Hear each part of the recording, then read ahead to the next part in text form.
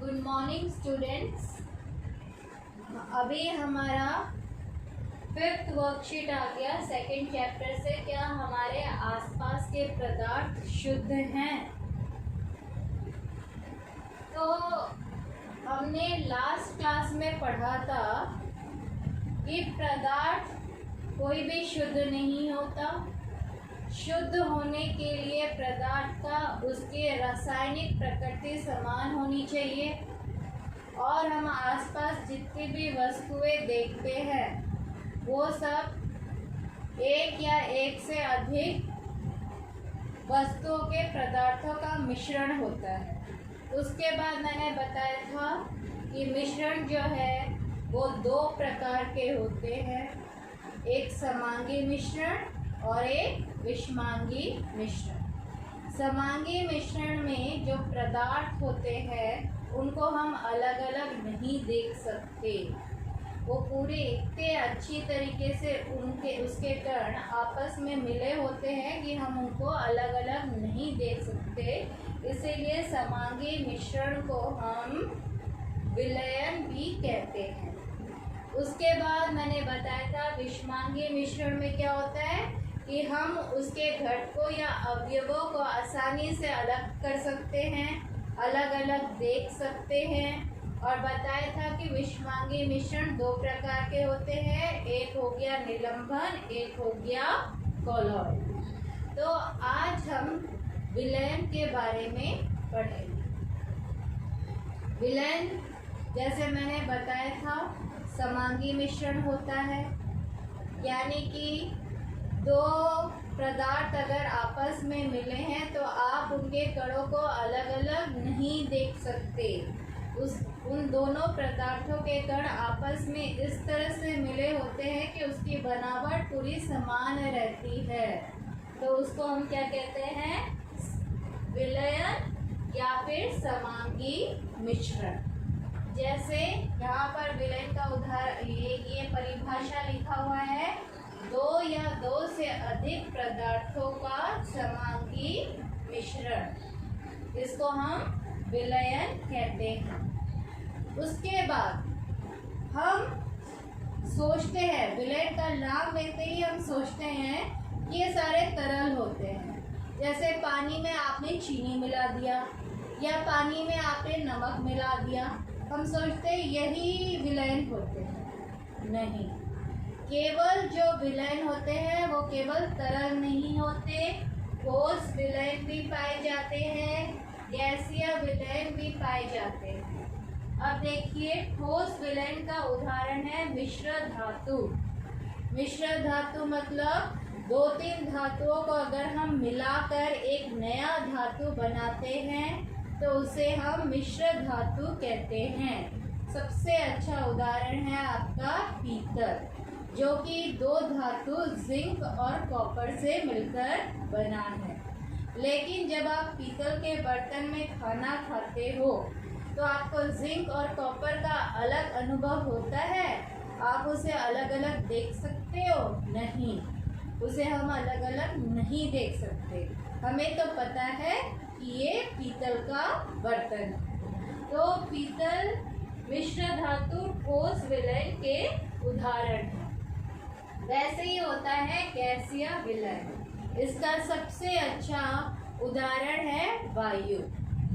वायु में अब ढेर सारी गैसें जो है मिली हुई हैं, प्रदूषककारी तत्व भी मिले हुए हैं, लेकिन हमें कुछ अलग अलग अनुभव हो रहा है कि यहाँ पर प्रदूषककारी गैस है, यहाँ पर ऑक्सीजन है, यहाँ पर नाइट्रोजन है, यहाँ पर कार्बन है। हमें कुछ पता चल रहा है? नहीं पता चल रहा। सबका सब समान लग रहा है वायु।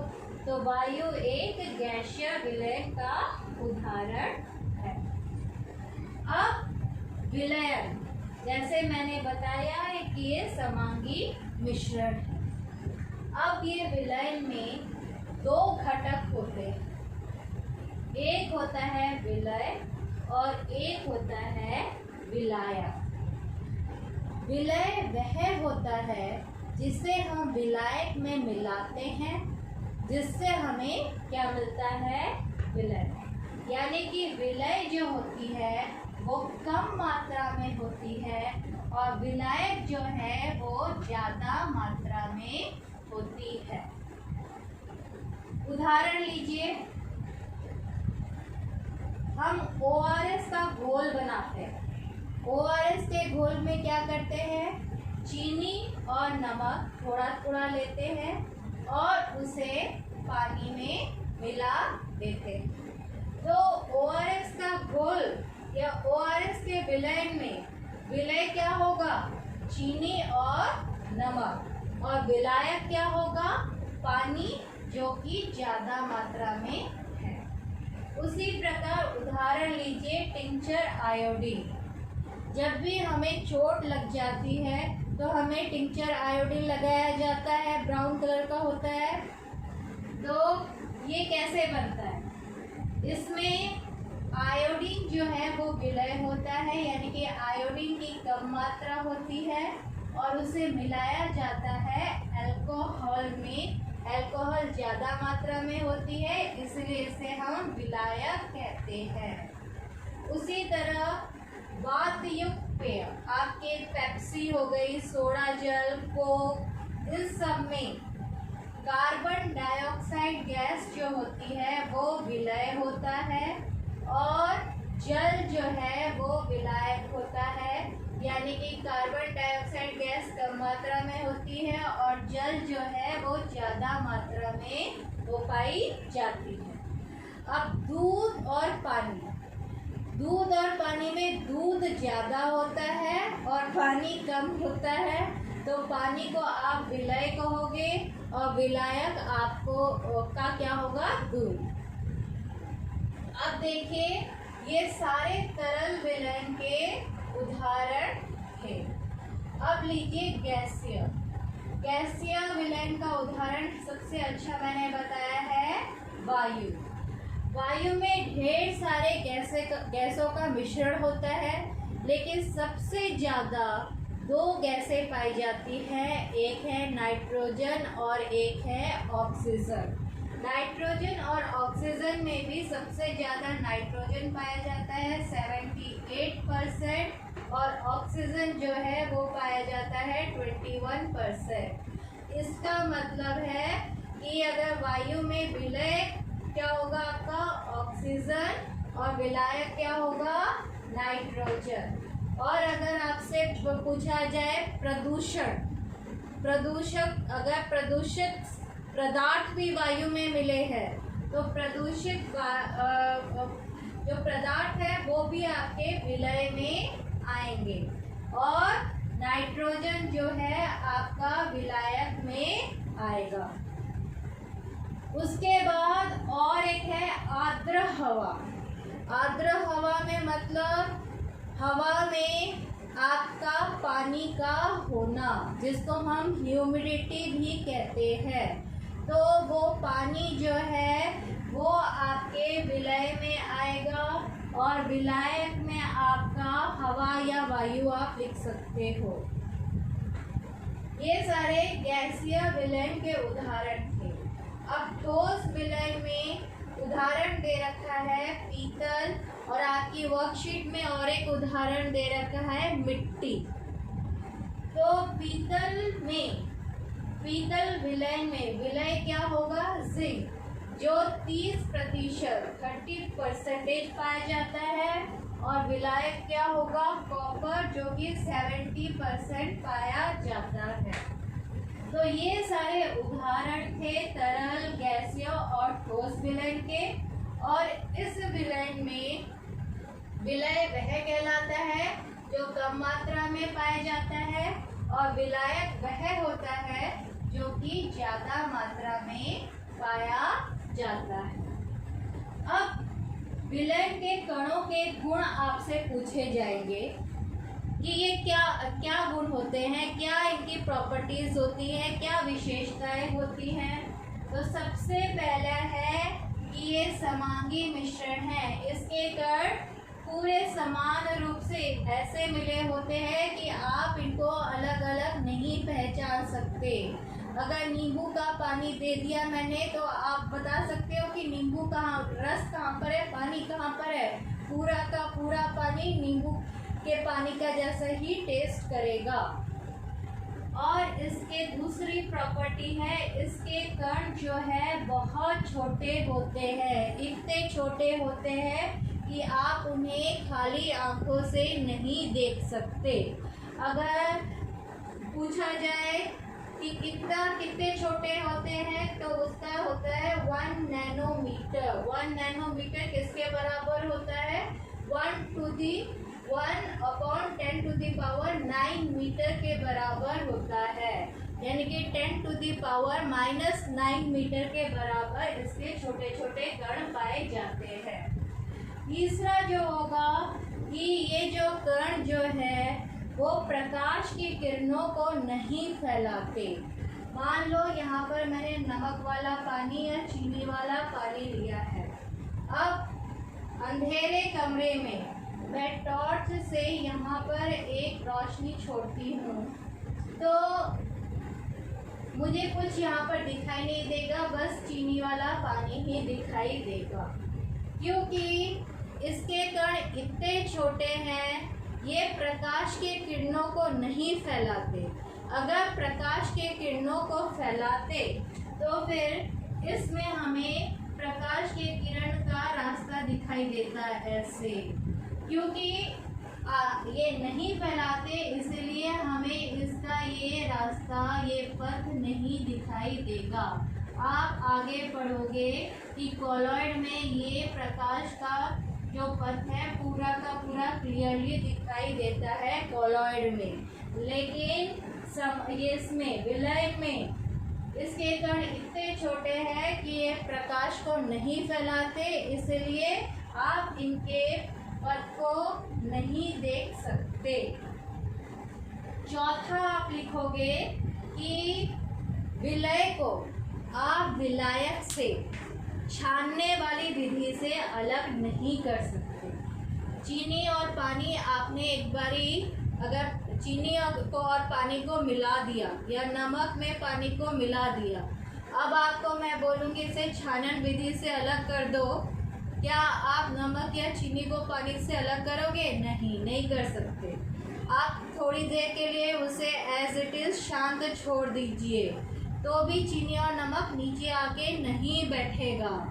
तो ये सब दिखाता है, ये सब क्यों हो रहा है, क्योंकि विलयन के कण काफ़ी छोटे हैं, इसीलिए हम इनको छानन विधि से भी अलग नहीं कर सकते और शांत छोड़ने पर भी ये कण नीचे नहीं बैठते। अब है विलयन की सांद्रता। सांद्रता क्या होती है? सांद्रता उसे कहते हैं कि किसी भी विलायक में आपने कितना विलय मिलाया है, कितना विलय है, उसको वैज्ञानिक भाषा में आपको एग्जैक्टली बताना विलयन की सांद्रता कहलाती है। अब है कि ये 3 प्रकार के होते हैं। एक होता है तनु, सांद्र, संतृप्त। विलयन की सांद्रता तनु जो होता है, तनु विलय, उसमें विलय जो है बहुत कम होता है और विलायक जो है वो ज़्यादा होता है। इसके विपरीत सांद्र विलय में क्या होता है? विलय जो है वो ज़्यादा हो जाता है और विलायक जो है वो कम हो जाता है। अब है संतृप्त। संतृप्त इन दोनों से अलग है, तनु और सांद्र।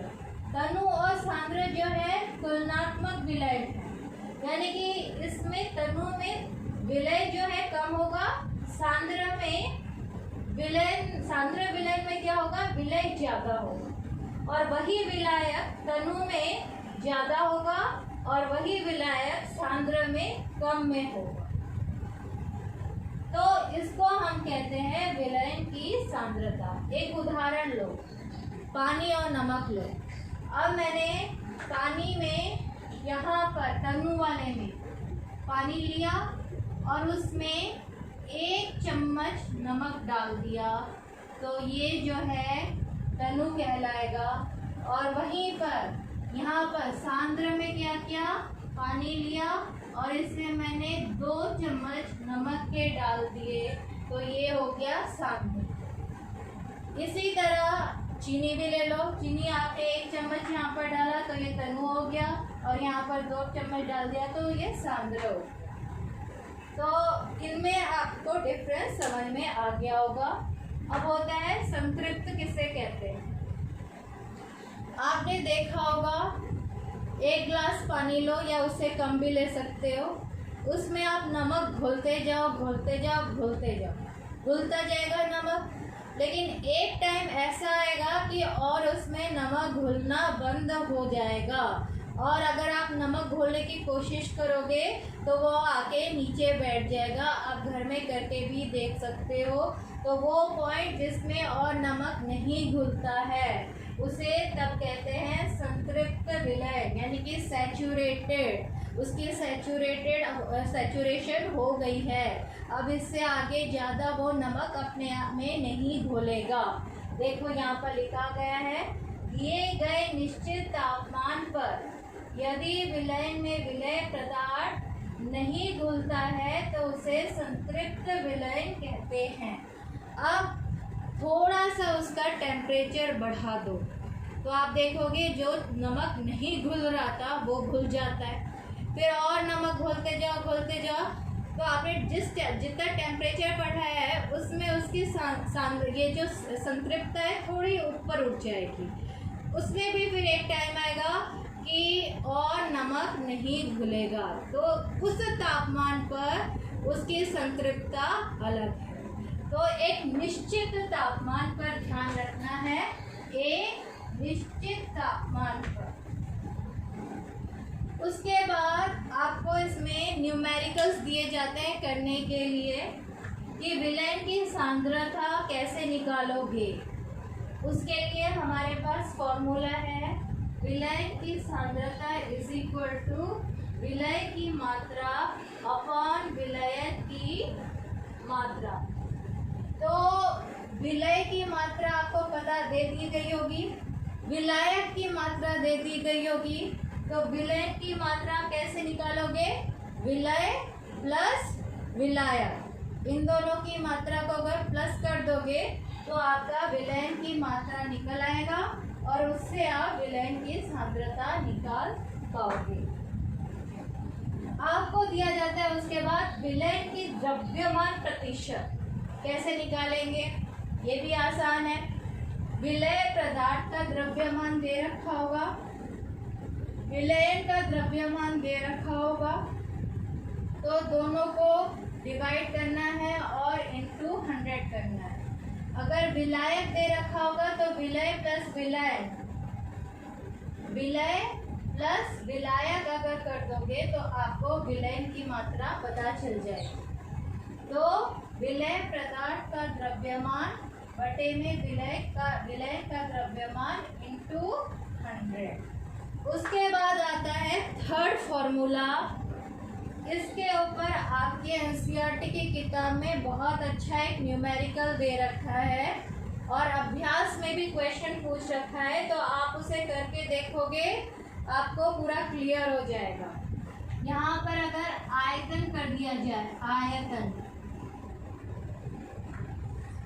विलयन की आयतन प्रतिशत,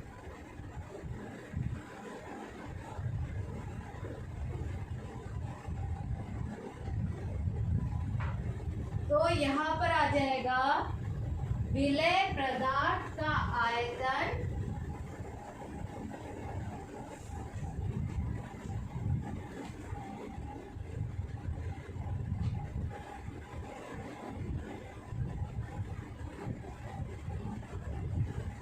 बटे में विलयन का द्रव्यमान इनटू 100। इस तरह हम विलयन की सांद्रता भी निकाल सकते हैं। तो ये सारा आज विलयन के बारे में बताया गया है।